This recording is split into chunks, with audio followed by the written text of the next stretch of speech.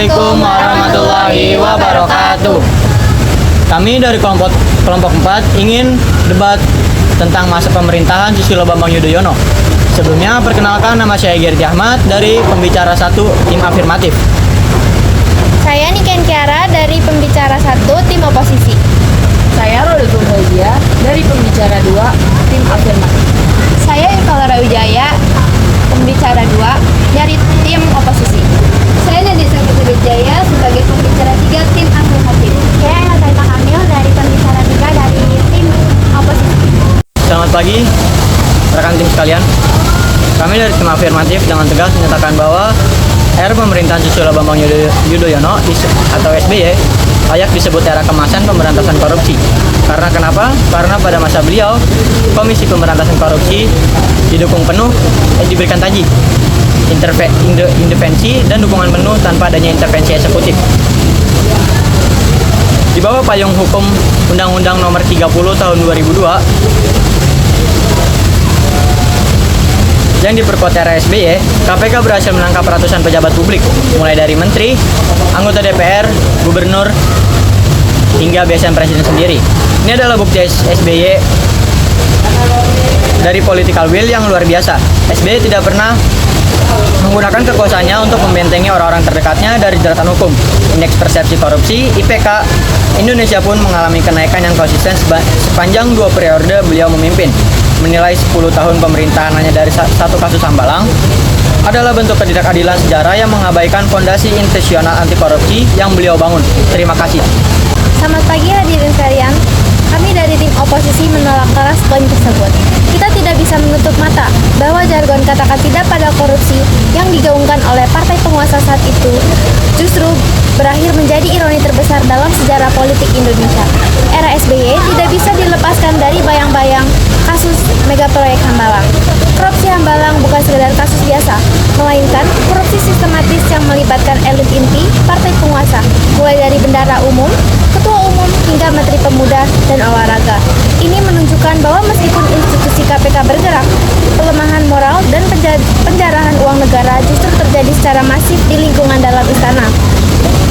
Pemerintahan SBY mungkin terlihat mendukung anti korupsi di permukaan, namun di dalamnya justru menjadi sarang korupsi yang merugikan negara hingga ratusan miliar rupiah. Terima kasih.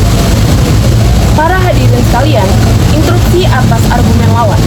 Rekan oposisi justru memperkuat argumen kami. Fakta bahwa elit partai penguasa seperti Andi Malarangeng dan Anas Urbaningrum bisa ditangkap dan dipenjara pada saat SBY masih aktif menjabat sebagai presiden adalah bukti mutlak bahwa SBY tidak melakukan intervensi hukum. Di era sebelumnya atau di negara lain, penguasa cenderung melindungi kelompok. Namun, SBY membiarkan hukum berjalan tegak, bahkan ketika itu memukul partainya sendiri. Selain itu, mari kita lihat data makro.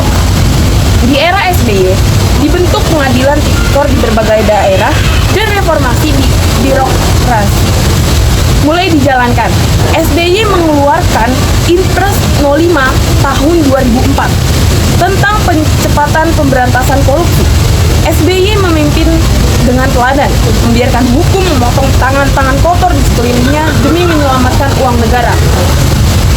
Kasus Hambalang justru menjadi bukti bahwa sistem penegakan hukum di era SBY bekerja tanpa pandang bulu.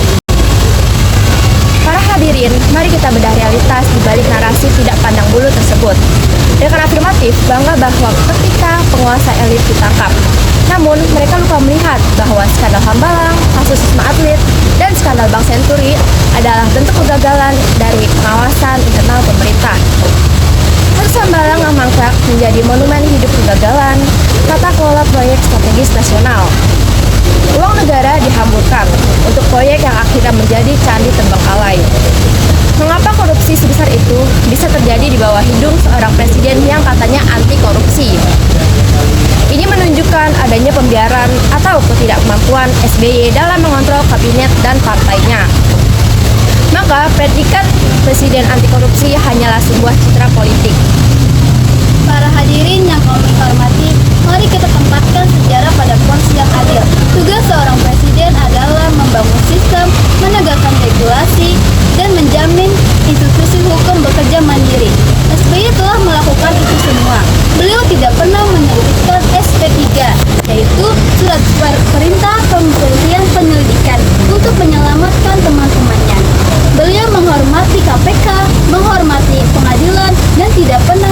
mengkriminalisasi penegak hukum. Jika ada oknum di dalam pemerintahan yang korupsi, itu adalah kesalahan moral individu tersebut, bukan kegagalan sistem presiden. Sebaliknya, keberhasilan menyeret para koruptor ke penjara itu adalah prestasi sistem era SBY. Oleh karena itu, warisan terbesar SBY tetaplah sebagai pemimpin yang meletakkan batu pertama demokrasi yang bersih dan mendukung penuh pemberantasan korupsi di Indonesia. Terima kasih. Hadirin sekalian, sejarah tidak mencatat niat, sejarah mencatat dampak nyata. Dampak nyata dari akhir era SBY adalah kekecewaan masyarakat mendalam terhadap janji-janji pemberantasan korupsi, proyek hambalang yang terbengkalai, kerugian negara yang masif, dan runtuhnya kredibilitas partai penguasa saat itu menjadi bukti empiris bahwa pemerintah SBY gagal membendung keserakahan di lingkungan utamanya. Seorang pemimpin dinilai dari bagaimana dia mengelola bawahannya. Ketiga menteri dan petinggi partainya berjamaah masuk penjara karena korupsi proyek negara. Maka, predikat pemerintah yang dibagi khusus Hambalang adalah sebuah fakta sejarah yang tidak bisa dihapus. Kami tetap berdiri pada posisi kami. Era SBY adalah era di mana retorika anti korupsi kalah talak oleh realitas skandal korupsi yang masif. Terima kasih.